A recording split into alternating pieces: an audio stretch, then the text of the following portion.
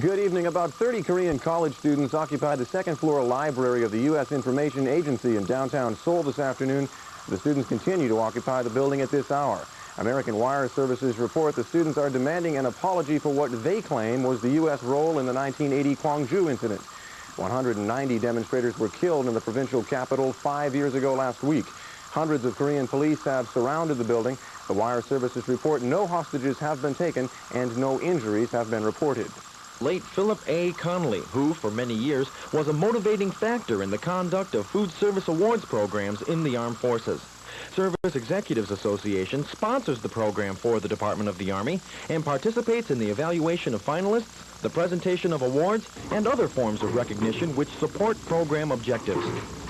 There's three or four things that are involved in the competition. Cleanliness, food preparation, quality of food, sanitation, regulations.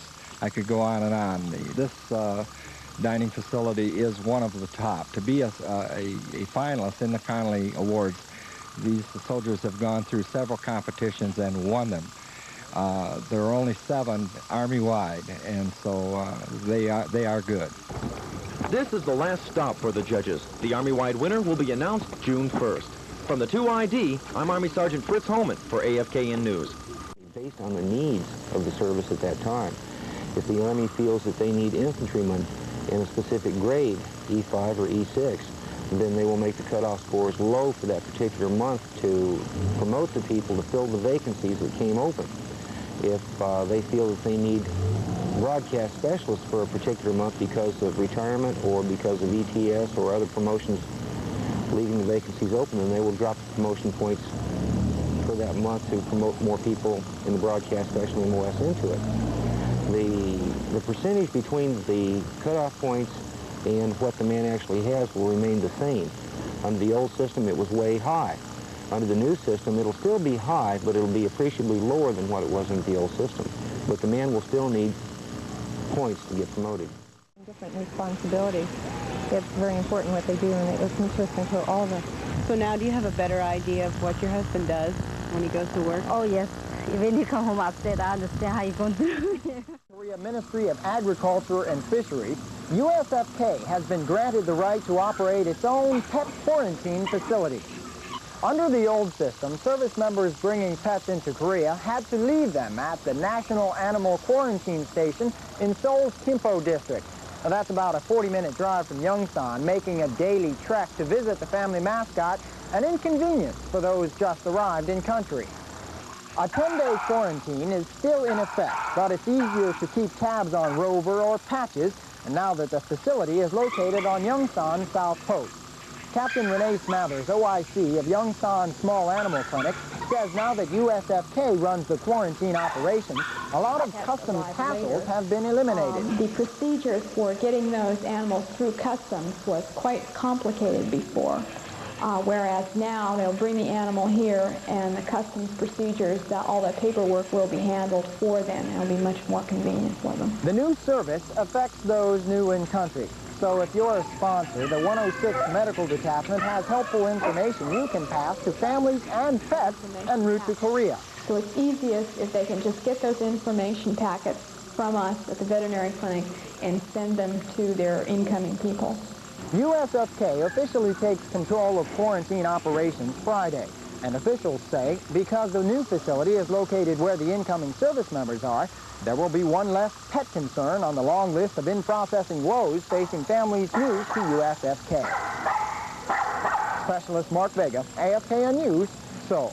Be the first to receive the new high-mobility multi-purpose wheeled vehicle. The Humvee, as it is called, will be in 15 different configurations.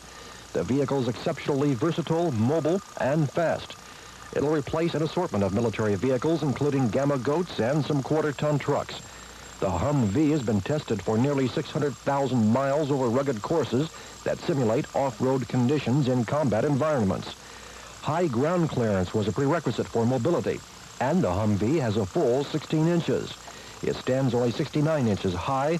It has full-time 4-wheel drive and can climb a 60% grade. The Humvee can accelerate from 0 to 30 miles per hour in 7 seconds, and it has a range of up to 350 miles. Sergeant Don Silcott, Washington.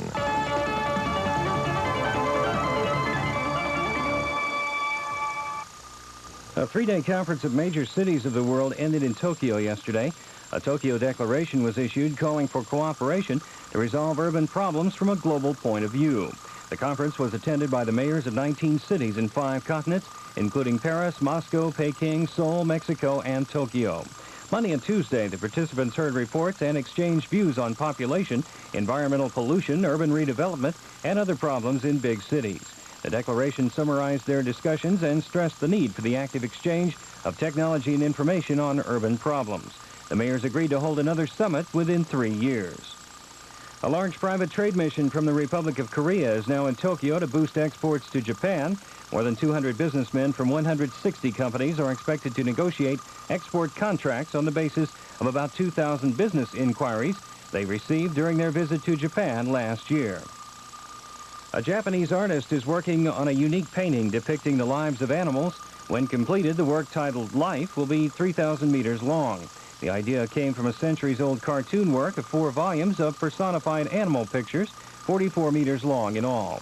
Miss Kumiko Hibino of Tokyo began the work last November. She has so far completed about 1,600 meters, and the work should be finished in August. Her aim in beginning the work was to highlight the plight of animals which are losing their habitats. And early detection of any disease helps in curing it easily. This is especially true with jaundice, which in an advanced stage may be difficult to cure. The Atomic Research Center in India has developed a simple strip for the quick detection of jaundice. Bilirubin, an orange-yellow bile pigment formed by the breakdown of hemoglobin in the blood, is the main cause of jaundice. The presence of bilirubin in urine can be detected in about 30 seconds using this strip. The strip has been successfully tested, and it's very cheap. It can be used in rural areas where testing laboratories are not available. For Asia Vision, I'm Air Force Sergeant Joe Sargent. AFKN News, Seoul.